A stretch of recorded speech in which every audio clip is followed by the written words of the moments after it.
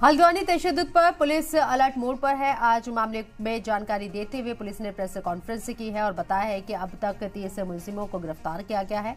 25 मुलजिमों को पिछले 25 घंटे में गिरफ्तार किया गया। थाने पर आगजनी और अतिक्रमण के दौरान जो उपद्रव की घटना हुई थी उसमें आप सबको जैसे पता हमने 3 एफआईआर रजिस्टर की है। इन तीनों एफआईआर में अलग अलग इन्वेस्टिगेशन टीमें हैं, उन्होंने अपनी इन्वेस्टिगेशन शुरू की और हमने पिछले 24 घंटे में इन तीनों एफआईआर मिला के 25 लोगों की गिरफ्तारियाँ की है।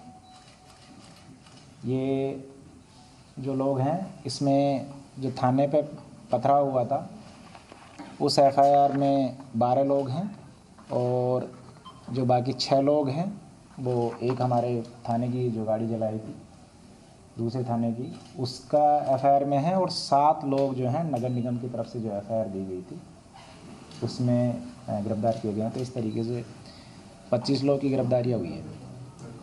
इन 25 लोगों के कब्जे से अगर देखा जाए तो अलग अलग जगह से और अलग अलग अभियुक्तों से हमने 7 तमंचे जो कंट्री मेड वेपन होता है वो बरामद किया और 54 लाइव राउंड जो है वो इनके पोजीशन से बरामद हुए हैं, जो इन्होंने अपने वहाँ पे अपने साथ में रखे हुए थे।